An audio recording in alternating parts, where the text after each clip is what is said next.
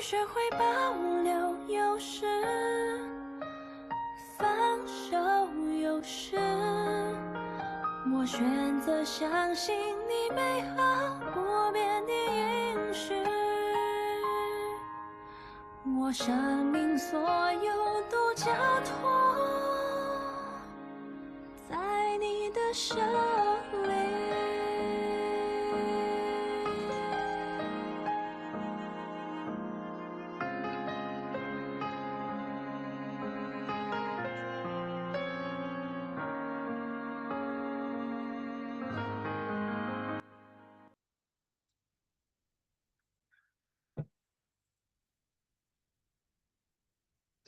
各位弟兄姐妹，大家早安，大家平安。今天是约翰福音第36天的共读。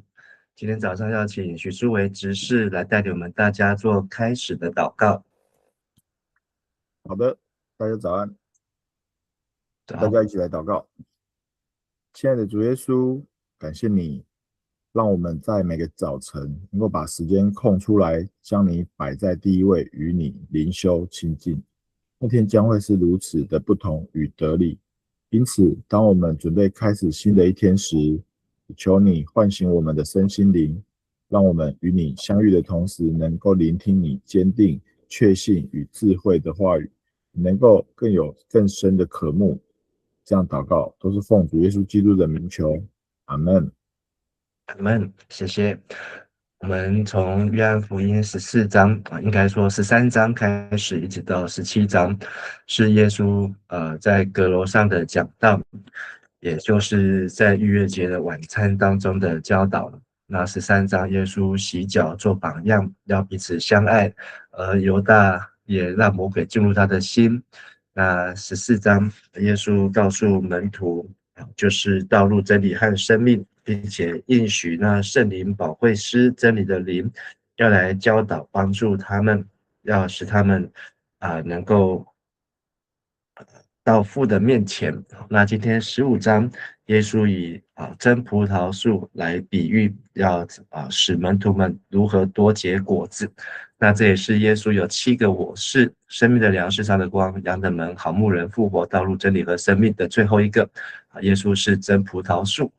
那所以耶稣在第14章讲到他会再来，那在第15章讲到他会常住在或是在门徒们的里面，那是连接在一起的。好，那因为这章比较长，我们要分几段来慢慢来消化。首先，先请书维带我们来读15章的1到5节。好的，第一节，我是真葡萄树，我父亲是园丁，所有连接着我而不结果实的枝子，他就剪掉；能结果实的枝子，他就修剪，使它结更多的果实。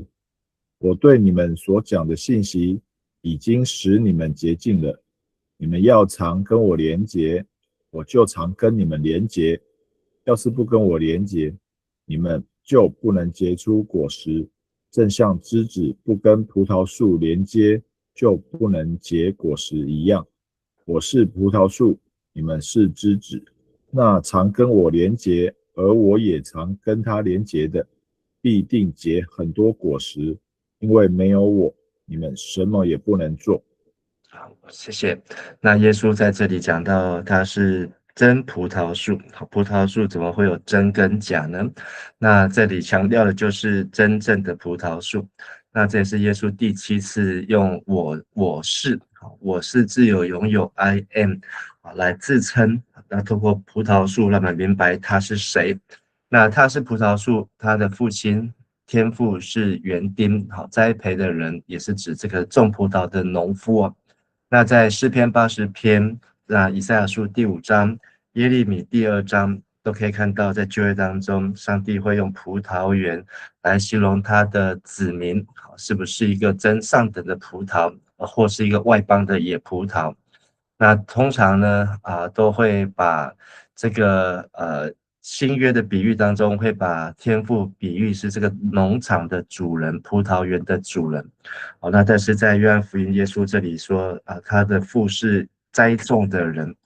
那这里不是强调说是主人或是农夫，或是园丁，强调是这个葡萄树为什么成为真葡萄的关系哦。那我们要先了解一下这个葡萄的生长，是在夏天果实成熟，采收完之后，那这些葡萄枝蔓藤还在，那它就会到了冬天，就会葡萄叶呢会掉落，那它进入冬眠。那这时候农夫呢，园丁呢，他就会利用冬天来修剪这些过剩的枝叶，好让明年来做预备。那所以葡萄它的生长的速度也是非常的快。好，那所以呢，它会修掉只剩下主干，好让这些葡萄的明年春天的时候呢，能够重新发芽长叶。那发芽长叶呢，它才会继续的开花和结果。那到了5月的时候呢，开花长叶之后呢，好，它就会开始来看出这些哪一些是不开花的枝子，好，那就会把那些枝子修去，或是呢这些枝条呢太过密集，好，那都会影响它的生长，好，也会把它修剪去。这样子到了夏天的时候呢，好才会长出一串一串有美好的空间，可以有足够的阳光，还有足够发育的这个空间来采收这些的葡萄。所以耶稣用真葡萄树来形容这怎么样能够耶稣就是那个上等也是以赛亚书所说呢，跟诗篇所说呢上好的葡萄，也就是他们进入迦南地所看见的意象，是2个人能够扛抬的这个葡萄，是那美好的祝福、美好的生命。但重点是要连结于主凡不属我的，凡属我不结果子的枝子，农夫这个园丁就剪掉；凡结果子的，他就修剪干净，把这些其他的会影响它生长的都修去，要使它结果子更多。所以天父所做的事情，就是耶稣是葡萄树，我们是枝子，那要连结于耶稣，我们就被保留。不连结于耶稣呢，不开花不结果，或是那密集的呢，那就会把它修剪，好让那些可以结果的有足够的空间了。那第3节这个修剪呢，它指的也是有一个代表审判的意思，就是信耶稣的得永生，不信的他的罪已经定了。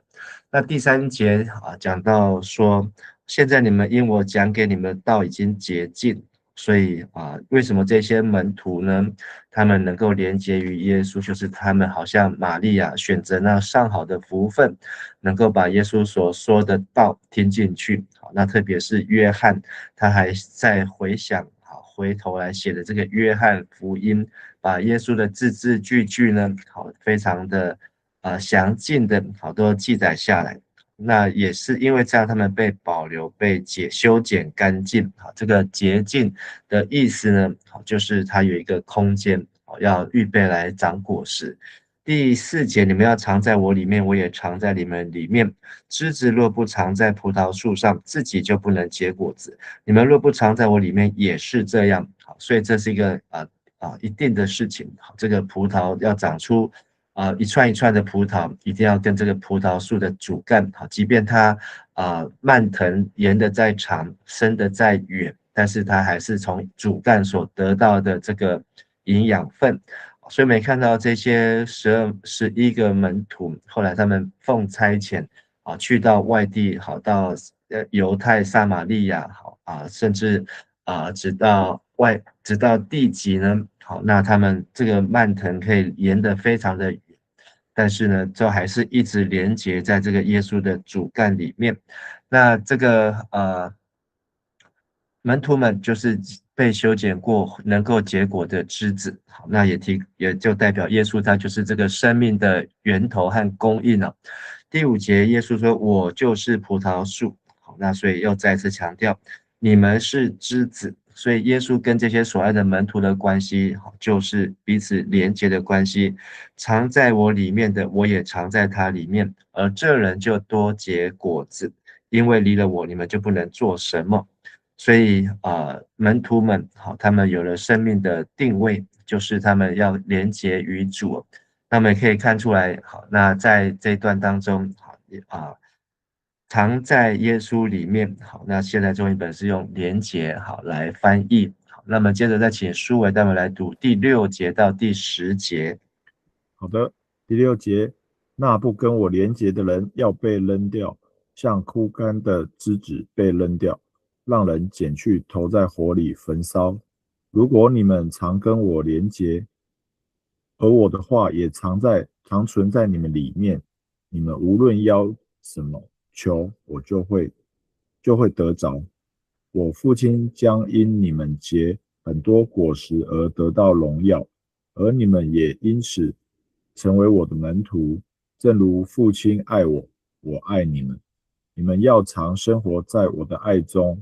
你们若遵守我的命令，你们会常生活在我的爱中，正像我遵守我父亲的命令而常在他的爱中一样。好，谢谢。那藏在耶稣的里面，好，就是连结啊。好，那这个连结，好，我们现代人很需要各种的连结，好，就可以从这边瞬间到那边，好，表示这是有一个 link， 有一个关联。那住在耶稣的里面，就是像葡萄树和枝子一样。第6节，若不藏在耶稣里面，就像枝子被丢在外面，好，就是那时候冬天被修剪下那些枝子，那些枝子因为被剪下来了，好，没有营养，没有供应，没有水，那所以呢，只能够枯干，到最后就是扔进火里当柴烧。第7节，若藏在我里面，就是与耶稣连结。那很重要的就是养分是什么呢？我的话，好，那这个话呢，就是神的道，好，就是耶稣所供应的天上的粮，就是他的生命，他的肉，他的血，就藏在你们里面，而且是你们凡你们想要的祈求，就给你们成全了。好，那在前面14章14节，好，你们若奉我的名向我求什么，我必成全。那到了15章的第7节，凡你们想要的祈求，就给你们成全。那为什么这些门徒有这样的特权呢？不是我们经常都会断章取义的来用这几节啊。好，那祈求就必得着，叩门就为你们开门。好，那但是我们约翰福音把这个来龙去脉讲得非常的清楚。为什么我们的祷告这么能够有能力？耶稣要听要成全，只要搬出耶稣的名就成就，是因为我们都住在耶稣的里面。那也让耶稣住在我们的里面，是耶稣的话，他的肉，他的血已经成为我们的一部分。所以其实这活在里面的不是我，而是耶稣在我里面活着。所以在我们的祷告当中，也不是我的祷告，是耶稣的祷告。既然是耶稣的祷告，就是按着天父的旨意，就是先求他的国和先求他的义。而这样祷告呢，上帝是乐于来成就。第8节，你们多结果子，我父就因此得荣耀，你们也就是我的门徒。所以他们能够多结果子，就是他们不断的奉主的名祷告，好，他们不断得到主的营养，所以呢，他们一直能够结出果实。所以我们知道这个多结果子，就是把耶稣的生命好能够不断的复制，从耶稣个人复制到这些11个门徒，这11个门徒呢，又继续的复制到犹太、撒玛利亚、耶路撒冷，直到地极。让到处都长满了果子，而父就得荣耀。那这棵葡萄树就是一个成功，才是真正上好的葡萄树，把它这么优良的品种 DNA 呢，不断的繁衍下去，不断的改良，不断的精进，能够提供美味的葡萄，能够使父亲得着荣耀。而这些门徒们才真正是耶稣的门徒，才是耶稣的真门徒。第9节，正如父亲爱我，我爱你们，你们要常生活在我的爱中，就是要藏在我的爱里面。前面是讲到在耶稣的里面，现在有第2个在耶稣的爱里面，所以连结于耶稣就是连结于耶稣的爱。那这个爱呢，怎么是爱呢？第10节说，你们若遵守我的命令，就会藏在我的爱里面，正如我遵守我父的命令，藏在他的爱里面。通常被命令的时候，当兵的时候，没有人会觉得听命令是开心的事情，是一件不愿意的事情。好，因为好像军人的天职就是要服从，但是这样的服从呢，耶稣不是耶稣想要的，没有动脑，没有经过思想的服从。耶稣所要的服从呢，是人呢，真的从心里面来服从。所以为什么耶稣要喂养我们，供应我们他的话，好，让我们吃他的肉，喝他的血，连接他的里面，就是让我们能够消化明白，这一些才是真正对我们好的，对我们有益的。所以当我们真的明白之后，再听到耶稣的话，他叫我们去就去，他要我们起来就起来，他要我们走我们就走，好，他要我们祷告我们就祷告，好，因为我们才会乐意的遵行。而这样的遵行呢，不是心不甘情不愿，而是甘心乐意的。好，因为知道每一字每一句每一个动作都是对我们有帮助，我们就是住在他的爱里面。所以耶稣是用他的爱来成全律法，不是用犹太人是活在律法以下，是带着奴仆的心，是带着辖制，是带着罪，是带着罪的眼光，然后呢，只想要跟神保持距离，不想要更亲近。但是明白耶稣的爱呢，就住在连结于他的爱，就连结于耶稣，就连结于神。好，那他就成为那条进到至圣所的道路。接着再请书回带我们来读11到15节。11节，我告诉你们这些事，为要使你们得到我的喜乐，让你们的喜乐满意。你们要彼此相爱，像我爱你们一样，这是我的命令。人为朋友牺牲自己的性命，人间的爱没有比这更伟大的了。你们若遵守我的命令，就是我的朋友。15节，我不再把你们当作仆人，因为仆人不知道主人所做的事。我把你们当作朋友，因为我已经把从我父亲那里所听到的一切都告诉了你们。好，谢谢。所以我们知道，信道是从基督的话来，这个道呢，好就会住在我们的里面，使我们能够连结于耶稣。那么连结耶稣呢，我们就洁净。洁净就是我们是被保留下来那个葡萄树的枝子，其他的已经被剪掉了。那我们洁净之后，我们有空间，我们有养分，我们就能够多结果实。多结果实的葡萄树呢，才被称得上是真葡萄树。所以真葡萄树的意思呢，就是我们能够成为耶稣的真的门徒啊，因为是住在耶稣的爱的当中。那现在这个真的门徒呢，在11节，耶稣他继续提到说，我对你们说这些是要让我的喜乐存在你们心里，让你们喜乐得满足。所以真门徒有真喜乐，这个喜乐不是地上的，不是从人来的，是从耶稣来的。耶稣的喜乐呢，就是从天父来的。天父的喜乐呢，就是这个农夫，就是这个园丁，就是这个栽种葡萄的人，看到这些葡萄树真的是结实累累，果实满满，喜乐得以满足。所以求什么就给你们成全，因为我们也看见这就是耶稣所要的。所以耶稣的喜乐呢，也住在门徒当中，让你们的喜乐满意，得以满足。所以呢，门徒真正的喜乐，一个基督徒最大的喜乐，就是看到越来越多的人相信耶稣，生命被改变，然后他们也来跟随耶稣，这就是最大的喜乐。第12节，你们要彼此相爱，像我爱你们一样。耶稣在洗脚的那时候呢，就是说要赐给你们一条新命令，是彼此相爱的新命令。现在耶稣的喜乐呢，还是在这个彼此相爱的基础上面，像我爱你们，这就是我的命令。好，那这个命令呢，好，如果是真门徒，他会乐于遵行。那不是真门徒呢，他听到彼此相爱，他就会很有压力，他就会抗拒，他就会排斥，因为他还没有住在耶稣的里面，他没有上帝的道来接近他们。而这样子的抗拒排斥，到最后呢，如果他一直不愿意的话，就会被修剪。13节，彼此相爱的最高境界就是人为朋友牺牲自己的性命，人间的爱没有比这更伟大。所以耶稣不仅用彼此相爱来证明他的洗脚，耶稣还用舍命来证明彼此相爱的功课。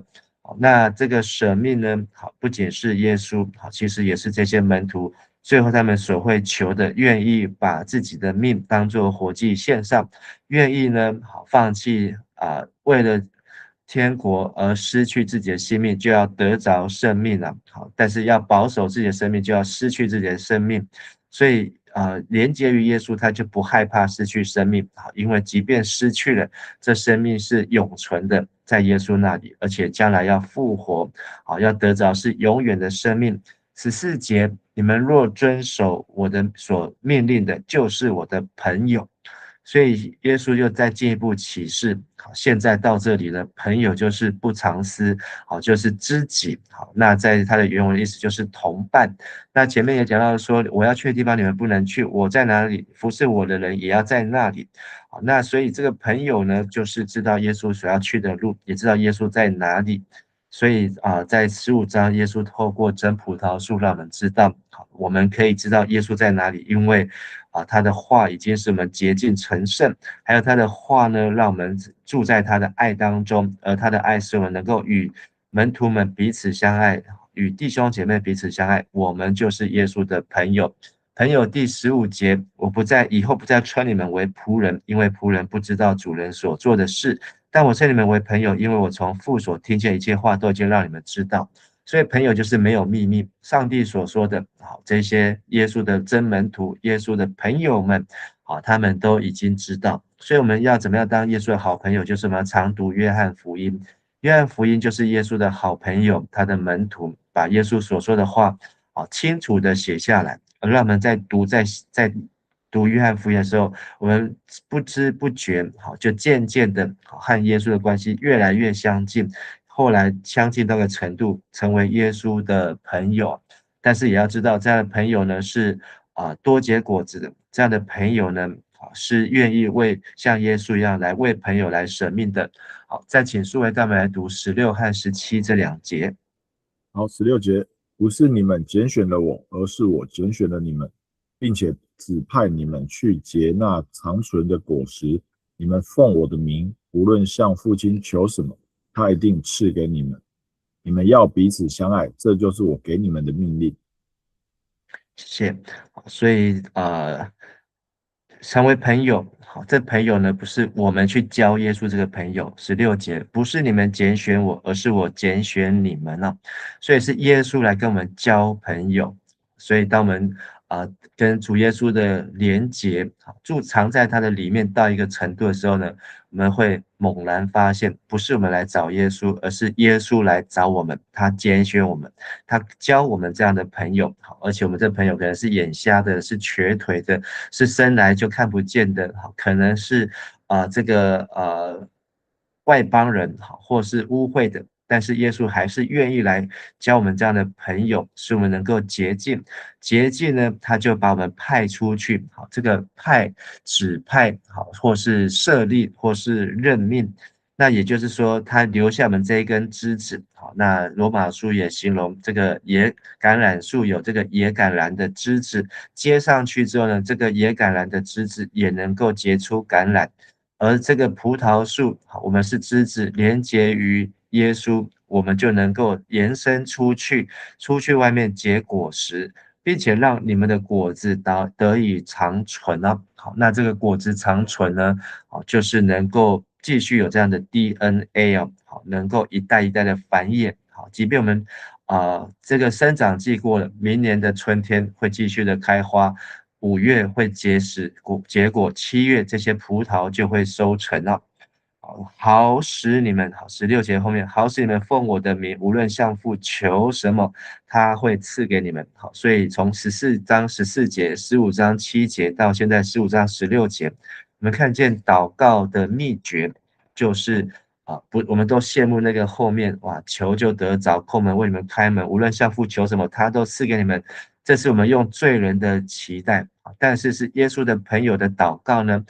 他们早就知道耶稣要的是什么，他们所求的也不是照自己的意思求，而是照父的旨意求。他们就是求神的国和神的义，这一切东西都要加给你们。所以不用担心吃什么、喝什么、穿什么，不用担心这个野地的百合花，也不用担心所罗门他所身上穿戴的衣裳。我们所要担心的是有没有多结果子，有没有连结于耶稣，有没有跟耶稣住在他的里面，让他的话、他的肉、他的血也住在我们的里面。17节，我这样命令你们，是要你们彼此相爱。所以这是一个命令，是耶稣的门徒，是耶稣的好朋友，接受这样的命令，好，他会觉得欢喜快乐。不是耶稣的门徒，真门徒，不是耶稣的好朋友，听到这样的命令，会觉得很有压力，就会像那少年的官，好，听完之后呢，就会忧忧愁愁的走。就会像那尼哥德慕半夜来见耶稣，见完耶稣之后呢，他回去继续他的公会上班，继续呢，在他的公会当中没有来跟随耶稣。好，再请数位大们继续来读18到20节。18节，如果世人憎恨你们，你们该晓得，他们已先憎恨我了。如果你们属于这世界，世人一定爱那属于他们自己的。可是我从这世界中把你们拣选了出来，你们不属于他，因此世人憎恨你们。20节，你们要记住我对你们说过的话，奴仆不比主人大。如果他们迫害过我，他们也会迫害你们。如果他们遵从我的话，他们也会遵从你们的话。好，谢谢。那耶稣用一个世界常会用的现象，就是结党。那这些住在耶稣里面的人呢，他们就变成是耶稣党。好，所以 Christian 就是 Christ 好加 IAN 好，那就是说像耶稣这样的人，其实他意思就是耶稣党啊。那耶稣党呢，好，就我们知道这个党呢，帮派呢，好，或是这个耶稣帮派呢，好，就常常会跟人家擦枪走火，好，所以耶稣也不否认我们没有办法好信耶稣，好期待我们就能够永远的天下太平，世界大同。反而我们信耶稣呢，是为马太福音第10章所说的，好，人的仇敌就是自己家里的人啊，连婆媳、连父母亲子，好，连夫妻儿女都会产生冲突。所以在15章18节，耶稣继续说：世人若恨你们，憎恨，这个憎恨呢，就是一种固定的态度，不是为了一点事情，今天恨，明天就不恨，没有，而是听到你是耶稣党，你是 Christian， 你是基督徒，他就讨厌你。好，那这个我们在早期的初代的教会，或是基督教刚来到台湾的时候，是非常明显有这样子。好，因为就是因为你是信耶稣，就是固定就是反对你。好，因为这是对耶稣的不认识。好，但我们也看到这样的福音好被打开，越来越多人认识。好，所以我们不再像过去那么样被憎恨。但是我们要知道，好，当我们到一个地方，好，开始要把福音带进去的时候，世人若恨恶你们，是他们不是在恨你们，因为在他们开始讨厌你的时候，他们是先讨厌耶稣，憎恨耶稣，因为他们对耶稣固定的态度呢，好，虽然这里没有讲，但是前面有写，就是魔鬼进入他们的心，好，是魔鬼不愿意好上帝的救恩临到世人。19节，你们若属世界，世界会爱属自己的。好，因为呢，这个世界是会有自己的帮派，会有自己的一群，好来维护他们的权益。只因你们这些真门徒、耶稣的朋友、真葡萄树，不属这世界，而我从世界拣选你们，教你们成为朋友，所以世界就恨你们。好，所以耶稣再一次让门徒知道，他们成为耶稣的朋友要付上的代价，好，是到世界各地都会有恨耶稣的人。但是不要害怕。20节，你们要记得我对你们说过的话，仆人不大于主人。虽然现在前一秒耶稣说你们是朋友，但是耶稣在这里还是说你们好有一个主可以靠。好，这个主呢，就是主耶稣所受的迫害。他们若迫害了我，也会迫害你们；他们若遵守我的话，就会遵守你们的话。所以耶稣是告诉门徒怎么样去分辨，谁是跟你们在一起的，谁是要抵挡你们的。而抵挡你们的不是抵挡讨厌你们，而是因为他们讨厌耶稣。为什么讨厌耶稣？是因为讨厌拒绝耶稣的话。因为当耶稣的话进入的时候呢，他们心里明白，就会悔悟，就会回转过来，他们就会得医治，眼睛就会打开，耳朵就会听见。好，那他们心中的油就不再遮蔽他们，他们就会得了医治。好，这是以赛亚书所说的。好，我们再继续来看21到25节。好，21节，为了我的缘故，他们要对你们做这一切事，因为他们不认识差遣我来的那位。我若没有来向他们解释过，他们就没有罪。如今他们的罪是无可推诿的，憎恨我的也憎恨我的父亲。如果我没有在他们当中做了那从来没有人做过的事，他们就没有罪。事实上，他们已经看见我所做的，却还憎恨我，也憎恨我的父亲。25节，但是这无非要应验他们的法律书上所写的，他们无缘无故的憎恨我。那这些世人因为魔鬼的缘故，背后的缘故是要偷窃、杀害和毁坏，但是耶稣来要使人得生命，而且得的更丰盛的生命。所以魔鬼在做这些事情的时候呢，世界就伏在那恶者的权下底下。所以耶稣要把这些事情让门徒明白，让他们知道。当耶稣的名一被搬出来，有人在背后反对，那就是魔鬼进入他的心，那怎么办呢？其实耶稣也给门徒有权柄去捆绑这些恶者，耶稣也给这权柄去释放这些从黑暗当中可以得自由得释放，就是借着上帝的话。耶稣也说，如果但他们要因我的名向你们做这一切事，因为他们不认识差我来那位。我若没有来教导他们，他们就没有罪。不知者无罪。但是呢，如今他们罪无可推诿，因为他们知道。23，恨我的也恨我的父。耶稣道成肉身来到世上，显明魔鬼的作为。谁是属魔鬼，谁是属世界，谁是属基督，谁是属耶稣，那都是清清楚楚。24，我若没有在他们中间做过别人未曾做的事，他们就没有罪。但如今连我与我的父，他们也看见，也恨恶了。所以不来还好，一来呢，谁是没有穿裤子，海水退了，清清楚楚。而他们呢，拒绝耶稣，就是拒绝差他来的天父。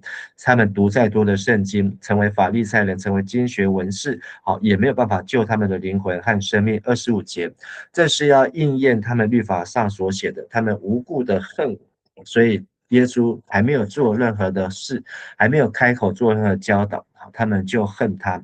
69篇，这是诗篇69篇的第4节，大卫的弥赛亚诗，也是一个咒诅诗，是讲到大卫的好朋友亚希多弗出卖他，无故恨我的比我的头发还多，无理与我为仇的要把我剪除。所以大卫不是写他自己，是在预言这弥赛亚他所要遭遇的事情。最后26和27节，请书伟继续带我们来读。好，26节，但是那出自父亲的慰助者要来，他就是真理的灵。我从父亲那里差他来的时候，他要为我作证。同样，你们也要为我作证，因为你们从开始就跟我在一起。